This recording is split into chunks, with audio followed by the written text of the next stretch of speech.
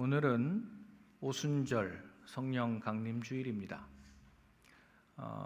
우리가 우리 교회에서 이 절기를 따라서 우리의 신앙을 세워가고 있는데요. 교회력은 대강절로 시작하죠. 예수 그리스도께서 이 땅에 오셨던 바로 성탄절을 앞둔 4주간의 대강절로 시작해서 성탄절, 예수님이 사람이 되어 오신 그 성탄절기를 보내고, 또 주현절, 예수님께서 공생애로 우리 세상 가운데 나타나셨던 그 절기, 그리고 예수님이 이제 십자가에서 순환을 받으신 그 고난을 우리가 동참하는 40일 사순절기를 지내죠. 사순절을 지낸 다음에 예수님은 3일 만에 부활하셨지 않습니까? 그래서 예수님의 부활절이 사실 부활절 이후 40일을 이 땅에 계셨는데, 그 40일과 함께 오순절까지 50일을 가장 기쁜 절기로 지냅니다. 그래서 사순절에는 우리가 금식도 하고 결혼식도 하지 않죠. 그렇지만 예수님이 부활하시고 난 지금까지의 50일은 전통적으로는 무릎도 꿇지 않습니다. 예배 시간에. 회개보다는 기쁨을 우리에게 주신 부활하신 예수님을 우리는 기념하는 것이죠. 40일 후에 예수님이 승천하셨습니다. 예루살렘을 떠나지 말고 아버지께서 약속하신 것을 기다려라 말씀하셔서 120명의 성도들은 마가의 다락방, 예루살렘 마가의 다락방에 모였습니다. 그들이 간절히 기도했을 때 예수님 승천하시고 열흘이 지나서, 그러니까 예수님 부활하시고 50일이 지나서 그 오순절날 성령께서 강림하셨습니다. 바로 그날이 오늘 우리가 지키고 있는 오순절입니다. 사도행전 2장 1절 말씀을 보시면요, 성령께서 오신 시간과 장소를 우리에게 알려주고 있습니다. 오순절날, 바로 그 오순절날이 이미 이름에 그들이 다 같이 한 곳에 모였더니, 사도행전 1장 앞에 보면 120명의 성도들이 모였습니다. 12사도를 온전하게 구성하기 위해서 지금 자살했던 가룟 유다, 배신했던 가룟 유다를 대신한 마띠아를 이제 뽑게 되고, 이제 120명의 성도들이 마가의 다락방이라고 하는 곳에 모여서 간절히 기도했습니다. 사모하면서 주님께서 기다리라고 했던 약속하신 것, 바로 그 성령님을 기다렸습니다. 그래서 오순절날 성령이 임하신 것이죠. 여러분, 오순절은 농사와 관련되면 맥추감사절입니다. 우리 전에 한국교회는 오순절보다 맥추절을 많이 강조했던 것 같아요. 이제 한 해의 중간쯤, 이렇게 한 해 그 중간 한 상반기 결산 정도로 생각했던 것 같습니다. 그러나 농사와 관련해서 이때는 맥추절, 그러니까 초실절이 언제냐면 예수님이 부활하신 그때입니다. 6월절, 초실절, 그때 막 곡식을 거두기 시작하거든요. 첫 번째 추수. 이제 두 번째 추수가 바로 이 맥추절, 오순절입니다. 세 번째 추수가 수장절이에요. 가을에 있는. 여기 보리를 추수하는 77절이라고 불렀죠. 77절, 그러니까 7주라고 하는 거죠. 77이 49, 49일 또는 50일, 바로 이날을 맥추절로 지켰던 겁니다. 근데 이제 신구약 중간 시기가 끝날 무렵부터는 특별히 바벨론 포로로 끌려갔다가 돌아온 회당 중심의 랍비들이 가리키기를 그날은 시내산에서 율법을 부여받은 기념일로 지켜지기 시작했습니다. 왜냐하면 6월절은 출애굽으로 생각하시면 6월절은 구원의 날이잖아요. 애굽에서부터 떠날 수 있도록 하나님께서 구원하신 날. 그리고 나서 시나이 반도로 돌아가서 시내산의 정상에 모세가 올라가서 율법, 토라를 받은 날이 바로 50일째 되는 날입니다. 그래서 오순절은 율법을 받은 날이에요. 하나님께서 시내산에서 불과 바람과 연기, 그리고 그 불을 통해서 말씀하시면서 십계명의 두 돌판에 70단어를 하나씩 새기신 것이죠. 그 산 아래에 있었던 이스라엘 백성들은 그 소리들을 들었습니다. 하나님의 입에서 나오는 말씀을 들었어요. 그래서 오순절은 추수와 율법, 추수와 말씀이라고 하는 이 두 가지 상징이 있습니다. 기독교 선교의 첫 열매, 3,000명이 돌아온, 그래서 교회가 탄생한 이 날이 신약의 오순절 날입니다. 우리도 8월 30일 우리 교회 창립 40주년 우리 교회 생일을 우리는 이번에 준비하고 있습니다. 모든 지역교회가 생일이 있지만 모든 지역교회 뿌리가 되는 온 우주적인 교회 시작이 예루살렘 교회인데, 그 예루살렘 교회, 신약의 교회의 시작이 언제입니까? 교회의 생일은 바로 오순절, 성령이 강림하셔서 시작된 겁니다. 사람이 만든 게 아니죠. 사람이 시작한 게 아닙니다. 성령께서 시작하신 것이죠. 그래서 주님이 머리가 되시고 주님이 기초가 되시는 이 교회가 탄생한 것입니다. 그래서 여러분, 오순절, 성령 강림절은 너무나 중요한 날이에요. 교회의 생일이기 때문이죠. 그리고 성령님을 우리는 기억합니다. 그래서 여러분, 다음 주간이 삼위일체 주일이에요. 성령님을 통해서 우리는 성부, 성자, 성령 삼위일체 하나님을 우리는 기억하고 예배하는 것입니다. 초대 교부였던 크리소스토무스는 이렇게 말했습니다. 말씀의 낫을 댈 때가 다가왔다. 왜냐하면 여기에서 날카로운 날을 가진 낫과도 같이 성령께서 내려오셨기 때문이다. 네, 추수와 관계가 있죠. 성령이 내려오시자 3,000명이 그날 회심하고 침례를 받고 교회로 탄생했습니다. 분명 선지자들은 새 언약에 대한 하나님의 약속을 기억했을 겁니다. 에스겔 36장 27절 말씀에 보면 내 영을, 하나님의 영, 내 영을 너희 속에 두어 너희로 내 율례를 행하게 하리니, 그렇게 말씀하셨어요. 시내산 첫 번째 구약의 오순절에는 시내산 꼭대기에서 하나님께서 두 돌판에다가 말씀을, 계명을 새겨 주셨어요. 그런데 신약의 오순절 성령께서 다시 강림하실 때에는, 그때는 각 사람의 마음에 신비에다가, 돌비가 아니라 신비에다가, 마음판에다가 직접 새겨 주시겠다는 거예요. 하나님의 말씀을. 이것이 약속입니다. 예레미야 31장 33절도 이렇게 말합니다. 내가 나의 법을 그들의 속에 두며 그 마음에 기록하겠다. 하나님의 법을 이제 돌판이 아니고 직접 우리 마음에 직접 새기시겠다. 어떻게 해요? 성령이 임하시면 성령께서 우리 안에 하나님의 법을 두신다고요. 그러니 우리는 어떻게 행해야 할지 우리 마음판에 새기신 그 율법 때문에 알 수 있게 되는 것이죠. 이것이 성령님이 역사하시는 증거입니다. 성령으로 말미암지 않고는 우리는 예수 그리스도를 믿을 수가 없고, 예수 그리스도를 통해서 하나님을 아빠, 아버지라고 부르게 되면 우리 안에 성령이 새겨주신 그 새로운 법이 우리 안에 들어와요. 바울이 분명하게 가르쳤죠. 성령이 우리 마음속에 들어오시면 그분이 하시는 일은 그 마음속에 하나님의 법을 직접 기록하는 일입니다. 그 옛날 오순절에 시내산에 강림하셨던 바람과 불과 그 하나님의 말씀, 그 음성이 예루살렘에 모였던 120명의 성도들에게 그대로 재현됐습니다. 성령이 오실 때 세 가지 초자연적인 이런 표적들이 동반되었는데요. 소리를 들었죠. 어떤 소리가 들렸습니다. 어떤 광경을 두 눈으로 그들이 보게 됐습니다.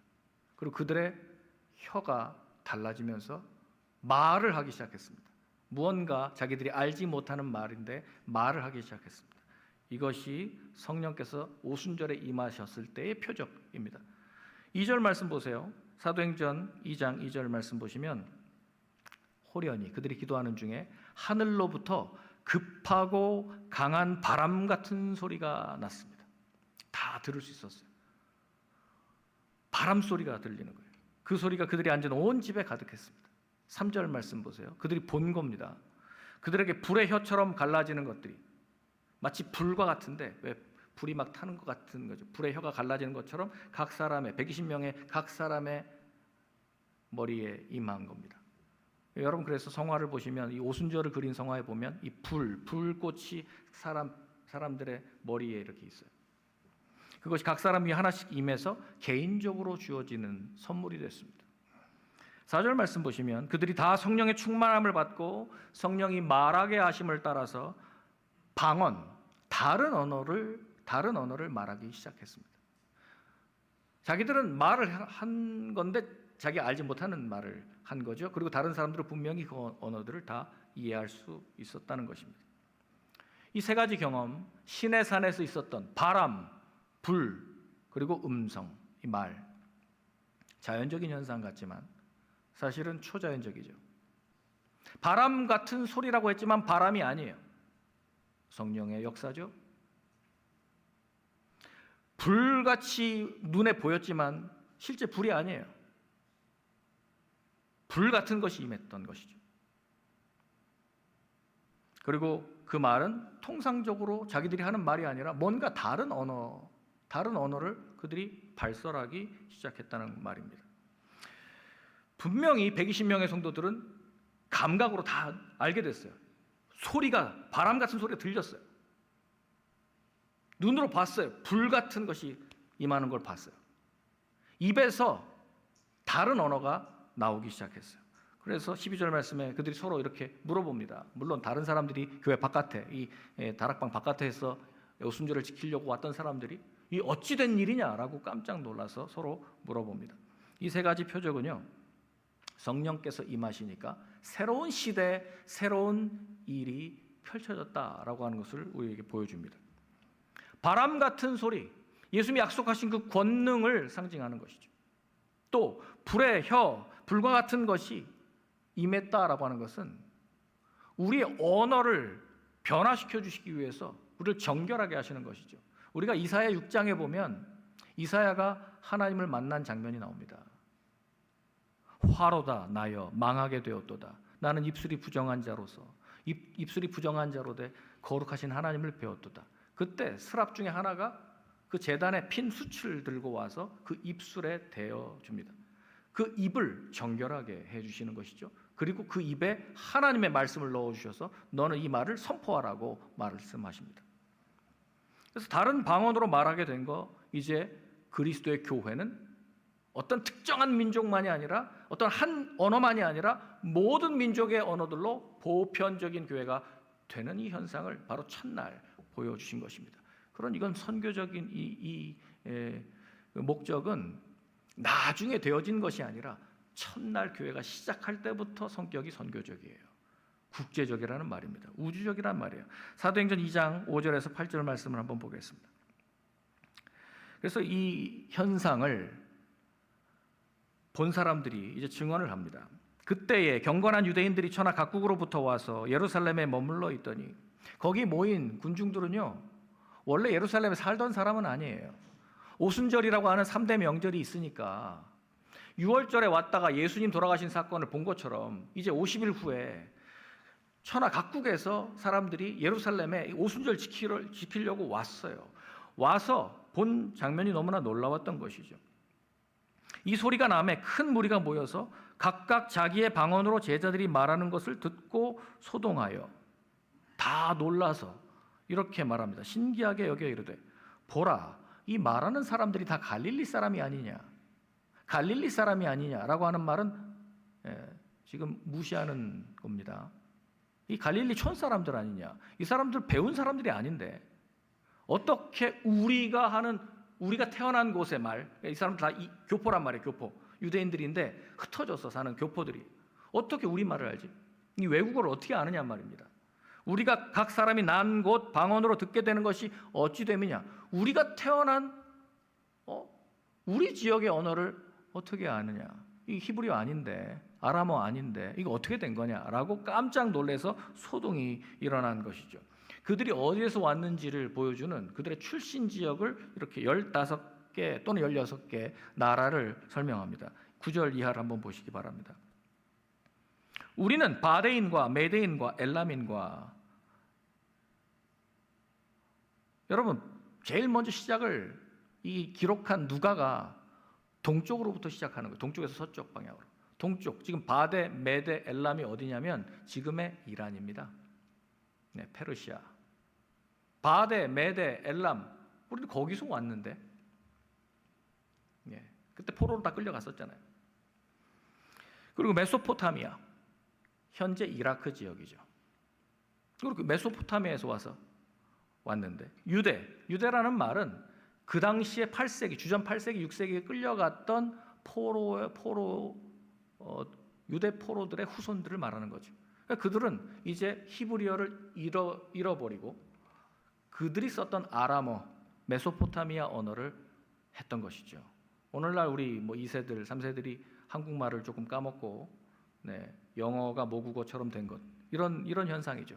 그래서 어떻게 이 사람들이 영어를 알지? 이런 말이죠. 어떻게 이 갈릴리 촌 사람들이 우리 동네 이 아람어를 알지? 라고 말하는 것이죠.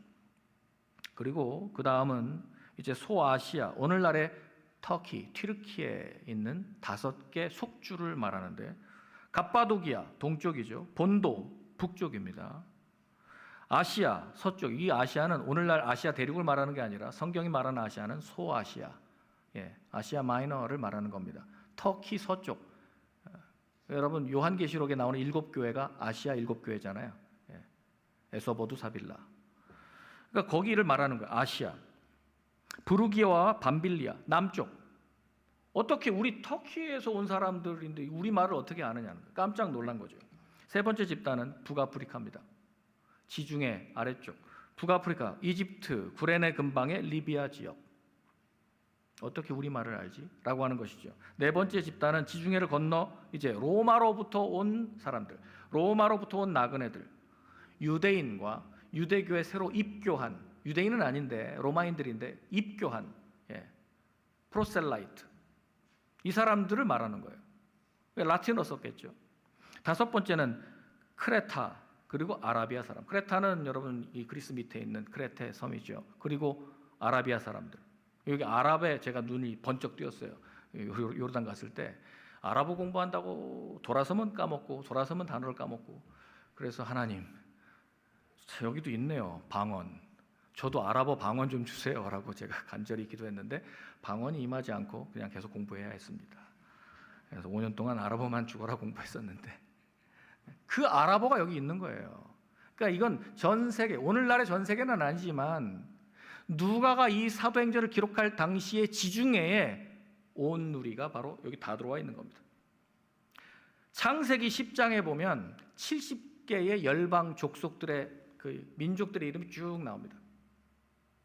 의도적으로 누가는 창세기 10장에 모든 민족이라고 할 수 있는 그 민족들을 여기다가 다 집어넣어 버렸어요. 맨 처음에 바데 메데 엘람, 셈족부터 시작해서 그 다음에 북아프리카의 함족, 그 다음에 로마 크레타 야벳족, 셈함 야벳, 이 모든 세상의 모든 족속들을 다 여기다 담고 있어요. 그런데 그들이 놀랐던 까닭은 우리가 출신 이렇게 다양한데 예루살렘 360도 전방위에서 우리는 이렇게 왔는데 어떻게 된 거냐, 이게 우리의 말을 어떻게 이 사람들이 하느냐. 갈릴리 사람들은 배운 사람들이 아닌데 어떻게 우리 말을 아느냐. 깜짝 놀란 거죠. 성령의 역사죠.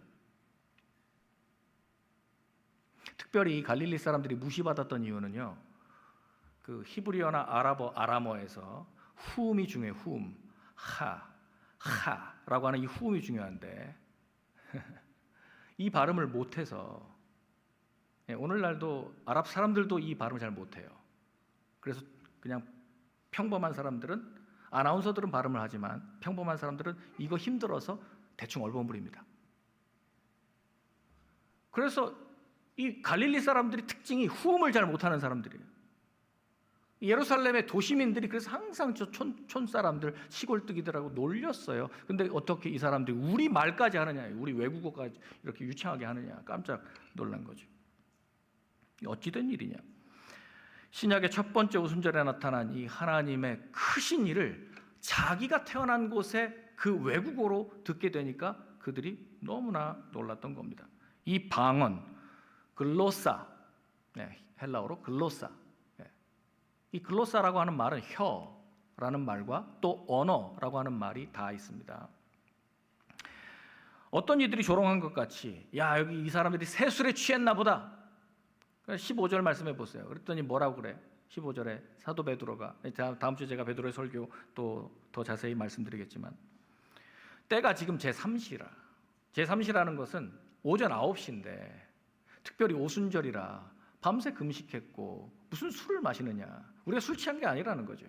지금 아침 9시에 너희 생각과 같이 이 사람들이 술 취한 게 아니라 지금 성령께서 우리에게 임하셔서 우리가 배우지 않은 다른 언어를 말하게 된 것이다 라고 증언하는 겁니다. 예루살렘 모인 군중들은 분명히 들었습니다. 각각 자기가 태어난 곳의 방언으로, 외국어로 들었어요. 6절 말씀에 보면 그들이 제자들이 말하는 것을 들었다라고 말합니다. 8절에도 우리 각 사람이 난 곳 방언으로 듣게 되는 것이 어찌 됨이냐. 분명히 들었다고 말합니다. 들었다. 청각적으로 분명히 들었다는 거예요. 그러니까 그 언어가 자기들이 이해할 수 있는 언어로 들렸다는 거예요. 그러니 고린도전서의 12장, 14장에 나오는 그 방언과 다른 거죠. 고린도전서에서 말하는 성령의 은사 방언은 하나님께 말하기 때문에 그것은 통역을 거치지 않으면 우리는 알 수 없어요. 기도하는 자도 모를 때가 많아요. 그건 하나님께 말하는 방언이고요. 여기서 말하는 오순절에 성령이 임하여서 했던 말은 사람들에게 복음을 전하기 위한 소통의 언어, 외국어로서의 방언이에요. 이 언어가 임했던 것이죠. 오순절에 제자들이 했던 방언은요, 그들이 성령을 받았다라고 하는 표적입니다. 모든 민족들에게 하나님의 큰 일, 50일 전에 예수 그리스도께서 골고다 언덕에서 십자가에 못 박혀 죽으셨다. 그것은 우리 모든 인류의 죄악을 그분이 담당하셨기 때문이라는 것이죠. 3일 만에 부활하셔서 이제 우리가 살 길이 열렸다라고 하는 것에 이 모든 복음을 그들이 자기가 태어난 곳의 언어로 듣게 된 거죠. 최소한 15개 이상의 다른 언어로 말입니다. 그래서 여러분, 주님의 나라는요, 특정한 민족의 전유물이 아닙니다. 오히려 그 시작했던 유대인들은 지금 가장 복음을 박해하고 있는 민족이 되어버렸는데요. 아이러니지요. 교회는 첫날부터 다인종, 다민족, 다문화, 다언어적인 특성을 가진 세계적인 공동체, 이것이 바로 교회의 특징입니다. 그러니까 교회는 모든 사람이 다 들어올 수 있는 곳이에요. 물론 한국어로 예배할 수 있고 영어로 예배할 수 있고 중국어로 예배할 수 있죠. 그러나 교회란 곳은 누구나 들어올 수 있는 거예요. 누구나. 그래서 교회는 어떤 한 민족의 전유물이 아닙니다. 오순절의 성령 강림으로 임한 이 복은요, 사실 항상 대비되는 사건이 창세기 11장의 바벨탑 사건입니다. 바벨탑의 저주가 이제 계획적으로 하나님께서 극적으로 이것을 역전시키십니다. 창세기 11장을 여러분 보시면요, 창세기 11장 재미있는 사건이죠. 사람들이 신할 평지에 모여서 거대한 성읍과 탑을 쌓습니다. 오늘날에도 이라크에 가면 지구라트라고 하는 그 탑이 있어요. 그 바벨탑의 일종이죠. 그들의 목적은 분명했어요. 자, 성읍과 탑을 건설해서 그 탑 꼭대기를 높이 하늘 꼭대기까지 닿게 해서 우리 이름을 내고 온 지면에 흩어짐을 면하자. 목적이 뭐예요? 탑을 쌓는 목적이 뭐예요? 성을 건설하는 목적이 뭡니까? 우리끼리 안전하게 우리끼리 잘 살자. 그리고 우리 이름을 내자. 자기 이름을 스스로 내려고 하는 거예요. 흩어짐을 면하자. 창세기 11장 1절 말씀 보세요. 그 당시 이렇게 할 수 있었던 이유가 뭡니까? 온 땅의 언어가 아직까지 하나였어요. 언어가 하나였어요. 그러니까 서로 다 소통이 되는 거예요. 말이 하나였습니다. 하지만 그 하나의 언어가 서로를 사랑하고 이해하고 또 그렇게 평화의 도구가 된 것이 아니라 오히려 소수의 지배자들이 사람들을 강제 노동에 동원시키고 억압하고 통제하기 위한 이 제국주의적인 획일화의 수단으로 삼았던 거예요. 이게 하나의 언어로 말미암아 된 특징이에요. 역사를 보면 항상 제국들은 언어를 통일하려고 합니다. 로마가 그랬고 중국이 그랬고 미국이 그랬고, 여러분 항상 언어를 하나로 통일하려고 그래요. 지금도 여러분 중국에 수많은 소수민족들이 있는데 우리 조선족도 있잖아요. 거기. 점점 요새 조선족들이 한글 가리키는 게 약해지더라고요. 워낙 중앙정부에서 베이징에서 하도 그냥 한어, 중국어를 강조하니까 점점점 자기 민족의 언어가 사라지는 거예요. 여러분 일본 제국주의 시대에 우리는 38년을 겪었습니다. 일제 뭐 했어요? 창씨개명. 언어를 바꾸잖아요. 언어를. 일본어만 강요하잖아요. 일본어만 쓰게. 여러분 언어를 하나로 만들려고 하는 거 이게 제국주의예요. 획일하죠. 분명히 창세기 1장 28절에 보면 하나님이 이 땅에 사람을 첫 번째 사람 아담 하와를 만들어 놓으시고 뭐라고 말씀하셨어요? 생육하고 번성하여 땅에 충만하라. 여러분, 땅에 흩어지라는 거예요. 어느 곳 한 군데 모여 있지 말고 흩어져서 땅 전체를 써라 하는 겁니다. 이게 문화 명령이에요. 그런데 신할 평지 바벨에서 그들이 했던 말은 뭐예요? 왜 탑을 쌓고 왜 도시를 건설했어요? 흩어짐을 면하자. 우리 흩어지면 죽는다. 하나님의 뜻하고 정반대. 그저 자신들만의 견고한 성을, 아성을 쌓기를 원했던 것. 이것이 인간 제국주의의 역사입니다. 그러자 하나님은 그들의 교만을 막기 위해서 직접 내려오셨습니다. 그래서 9절에 보면 그들의 언어를 혼잡하게 하셨습니다. 그래서 언어가 이렇게 된 거죠. 그 바벨이라고 하는 말이 그래서 이제 언어의 혼잡 사건으로 우리는 다 알게 됩니다. 서로 언어가 달라지니까, 언어가 이제 복잡해지니까 말이 안 통해요. 일을 같이 할 수가 없어요. 그래서 각각의 언어들이 이제 언어들 중심으로 나눠지게 돼서 하나님의 뜻이 이루어지죠. 그 전 세계로 흩어져 가게 됩니다. 각각의 언어권에 따라서. 이처럼 바벨탑은 인간의 이기심과 교만이 만들어낸 소통의 단절. 네. 결국 하나의 언어가 복인데 이 하나의 언어를 통해서 그들은 하나님께 저항했습니다. 하나님께 반항했어요. 그래서 하나님께서 끊어버리셨어요. 혼잡게 하셨습니다. 그러나 그건 분명히 하나님의 축복이기도 합니다. 왜요? 하나님의 뜻이 어디예요? 세상에 충만하라, 흩어져라 하는 것이었으니까요. 이제 수천 년이 흘렀습니다. 신약의 첫 번째 오순절이 임했습니다. 120명의 제자들이 다락방에 모여서 기도할 때 성령이 바람 소리 또 불의 혀같이 갈라지는 것이 임하면서 각 사람들이 다른 방언을 말하기 시작했습니다. 예루살렘의 명절을 지키려고 왔던, 전 세계에서 왔던 그 사람들이 각각 자기가 난 곳 방언으로 하나님의 큰 일을 듣게 됐습니다. 바벨에서 인간의 언어는 혼잡하게 되어서 민족들이 강제로 흩어졌죠.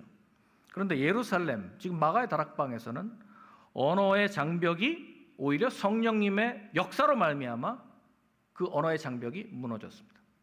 분명히 언어가 소통이 안 됐었는데 성령께서 임하시니까 자기들이 태어난 곳에 모국어를 말하는 제자들로 말미암아 복음을 듣게 된 것입니다. 구원받은 무리가 이제 모든 나라, 족속, 백성, 방언에서 다 올 것이라고 하는 요한계시록 7장의 이 비전을 이제 첫 번째 교회 탄생일에 주님은 보여주신 것이죠. 선교사님들은 다 이 갈증이 있어요. 야, 정말 이 언어만 정복하면 참 좋겠다. 그러면 나도 시원하게 모국어처럼 막 설교하고. 제가 아랍어로 1년간 목회를 할 때 정말 힘들었어요. 일주일에 딱 2편 설교를 준비하는 거예요. 화요일 모임, 주일 모임. 그걸 위해서 제가 3일씩 꼬박 3일씩 썼어요. 한글 원고 쓰고 그다음에 영어로 바꾸고, 요새처럼 뭐 챗 GPT가 있으면 얼마나 좋겠어요. 그때는 그런 게 없었어요. 그래서 막 사전 뒤져가지고 눈 뻘개져서 밤새고 하나씩 다 글로 썼습니다. 아랍어로.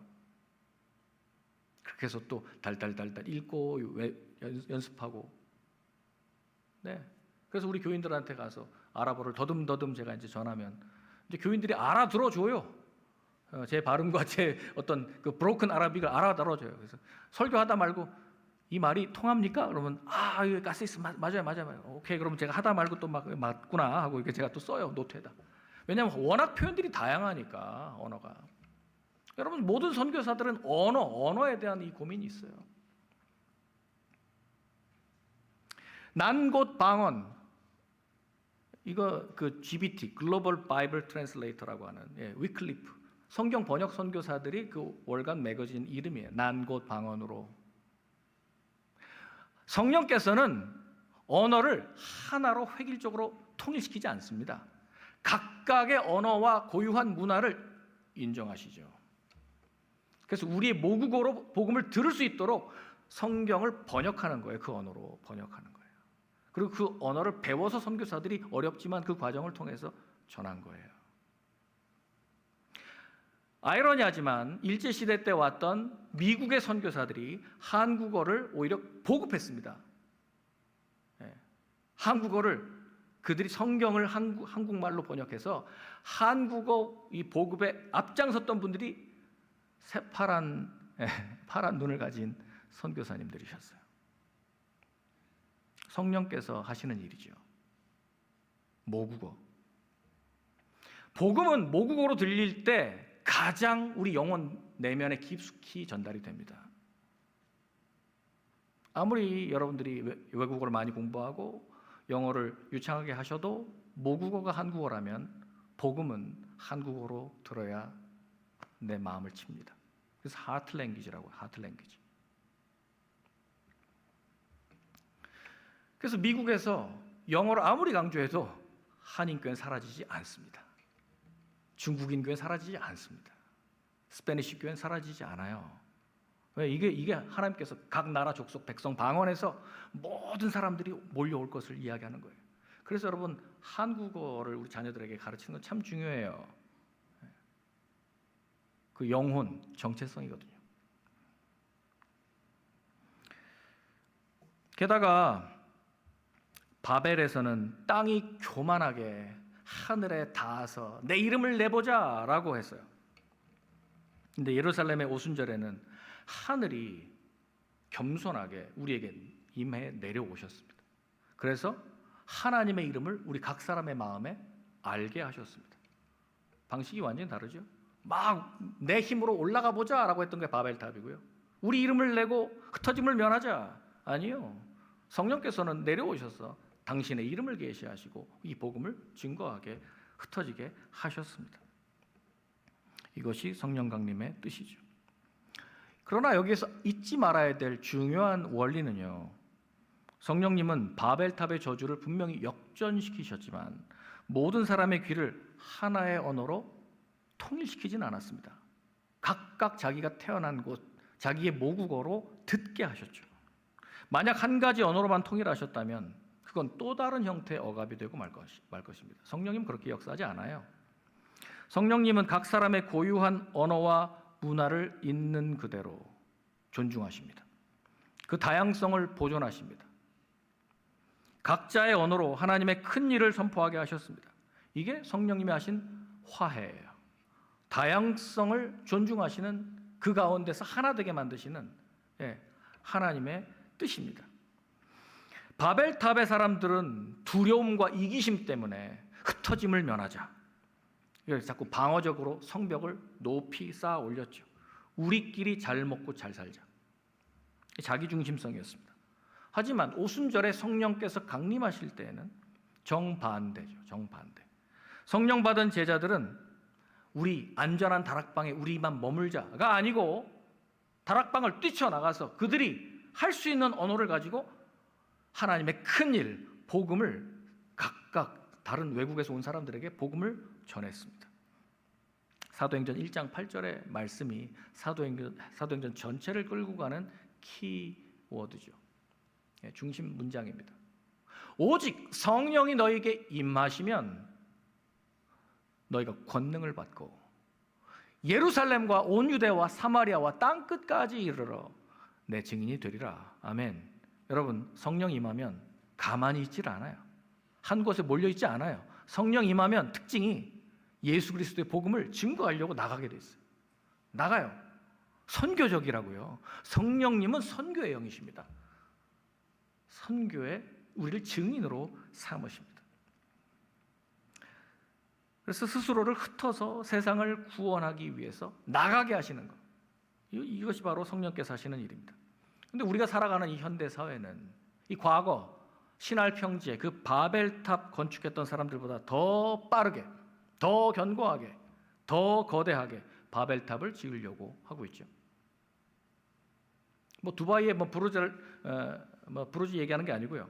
정보통신 기술, 소셜 미디어, 전 세계가 하나로 연결되는 장점도 있는 것 같지만 어때요, 여러분? 이렇게 지금 벌써 한 10년 됐는데 그러고 보니까 편리함은 있지만 점점 더 소외되지 않으세요? 더 고립되지 않으시나요? 옛날보다? 폭력이 더 가중되지 않나요? 가짜 뉴스, 온갖 조롱의 언어, 혐오 표현, 상대방을 짓밟고 자기 이름과 권력을 세우려고 전형적인 이 바벨의 언어를 쓰고 있습니다. 우리가 오늘날 잠언 18장 21절 말씀에 이렇게 말씀하십니다. 죽고 사는 것이 혀의 힘에 달렸나니 혀를 쓰기 좋아하는 자는 혀의 열매를 먹으리라. 인간의 타락한 자아에서 나오는 이기적인 언어, 이 바벨의 언어, 이건 공동체를 파괴시키죠. 타인의 영혼을 아주 씻을 수 없는 상처를 입히는 그런 언어, 이 독이 든 언어를 말합니다. 이 바벨의 언어예요. 언어가 하나고 구음이 하나인데 왜 서로 더 힘들게 만듭니까? 같은 언어를 쓰면서 말이 안 통한다는 거예요. 말이 안 통한다. 오순절 성령이 강림하시니까 이 세상에 독이 가득한 이 언어를 어떻게 바꾸십니까? 불이 임하셨잖아요. 불로써 우리의 혀를 태워서 정결하게 바꾸셔서 우리의 언어가 바뀌는 거예요. 그러니까 여러분, 성령의 그 성령 강림의 그 결과가 방언 기도하는 것도 있지만 그것만이 아니에요. 우리 언어가 바뀌는 겁니다. 살리는 말, 복음은 살리는 말이에요. 영혼을 구원하는 말이에요. 하나님의 큰 일을 송축하며 살리는 말이에요. 이게 제자들의 언어가 바뀌었습니다. 그래서 더 이상 불평하지 않아요. 이기적인 언어, 정쟁의 언어 이런 말을 쓰지 않고 갈라치는 말을 하는 게 아니라 오히려 하나 되게 만드는 언어를 하는 겁니다. 그래서 여러분, 진정한 성령 충만의 표지가 뭐냐? 언어가 세례를 받아서 성화되는 겁니다. 나와 다른 세대의 언어 여러분 다 이해하십니까? 때로 쟤들은 왜 저래? 말이 안 통할 것 같기도 하고 같은 한국어인데 말이 안 통한다. 이럴 수 있어요. 다른 견해를 가진 사람들과 말하면 참 우리가 소통이 안 된다 이런 생각을 합니다. 다른 문화 배경을 가진 이웃의 그 언어 답답합니다. 그렇지만 성령 받은 사람들의 특징이 뭐예요? 경청합니다. 그 사람의 입장에 서서 왜 저렇게 힘들어하나 라고 하는 말을 들으려고 하죠. 그러니까 사랑의 언어로 소통하는 거죠. 에베소서 4장 29절 말씀에 성령 받은 사람의 특징 이렇게 말하죠. 하나 더요. 에베소서 4장 29절.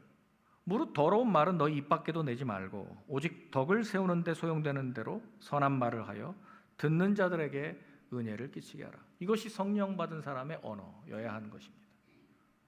오순절에 성령이 임하시니까 제자들이 언어가 바뀌었다라고 하는 말은 단순한 외국어뿐만 아니라 그들이 전한 말의 내용, 하나님의 큰 일, 사람들을 살리는 일, 덕을 세우는 일로 바뀌었다라고 하는 것입니다. 바벨탑을 건축하던 무린들은 거대한 제국을 효과적으로 통치하기 위해서 하나의 언어로 그들의 사고방식을 통일하려고 했습니다. 오늘날도 거대 자본주의 논리 또 주류 문화가 이 소수 약한 사람들의 문화를 억압하죠. 또 강제하죠. 획일주의적인 폭력을 행사합니다. 그러나 오순절의 성령 강림 사건은 언어를 그대로 둔 채 사람들이 자기 언어로 이해하게 만들고 그래서 다양성을 그대로 보존하면서도 통일되게 만듭니다. 이것이 교회입니다. 이것이 교회. 그래서 그 당시에 지배 언어였던 헬라어, 라틴어로 통일시키자고 하지 않으시고 성령께서는 각각 다른 언어, 크레타의 언어, 아랍어, 또 페르시아어 이런 난곳 방언으로 듣게 하셨다라고 말하고 있습니다. 교회는 역사적으로 원수지간이었던 유대인과 이방인 안 만나려고 했잖아요. 상종하지 않으려고 했어요. 대화 안 합니다. 그런데 그들을 언어로 다 서로 이해하게 하셔서 언어는 다르고 민족이 다른데 한 교회 안에 들어오게 하셨습니다. 우리 인간에 있는 모든 장벽들을 예수 그리스도의 피로 십자가의 능력으로 허물어 주셨습니다. 성령으로 우리를 하나 되게 하셨습니다. 우리 온누리 침례교회는 다인종, 다민족, 다 언어, 다 문화가 공존하는 교회입니다. 그래서 All Nations Church죠. 모든 민족에게 복음을 전하고 포용하자라고 하는 것이 우리 교회의 비전입니다. 성령의 하나 되게 하시는 능력을 의지해서 교회의 이 보편적인 통일성을 보여주는 선교적인 교회가 되어야 할 줄로 믿습니다. 이것이 우리 교회의 사명이에요. 우리 교회만의 사명이 아니라 첫 번째 교회 탄생, 생일날부터 예루살렘 교회가 이 사명을 갖고 있었어요. 안 떠나고 예루살렘에 자기들끼리 안주하니까 나중에 핍박이 임하잖아요. 사도행전 8장 1절에 핍박이 임하니까 할 수 없이 그들이 흩어지게 됐어요. 사마리아로, 유대로, 땅끝까지 흩어지게 됐어요. 여러분, 우리가 바벨탑 쌓으면 안 돼요. 그래서 교회가 우리끼리만 좋으면 되지, 바벨탑 쌓으면 흩어지게 될 겁니다.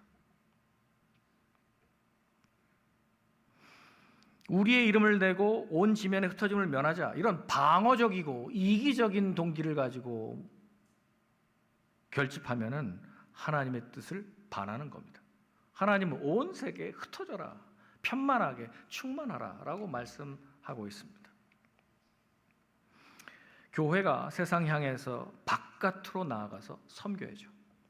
흩어지기보다는 모여서 자기 세력만 자꾸 키우려고 하면 성령께서는 반드시 흩으실 겁니다. 그건 하나님의 뜻이 아니기 때문에 그래요. 사랑하는 성도 여러분, 오늘 우리의 언어, 우리의 삶의 방향을 한번 돌아보면 좋겠습니다. 오늘은 오순절, 성령 강림절입니다. 성령이 임하시니까 언어가 바뀌었습니다.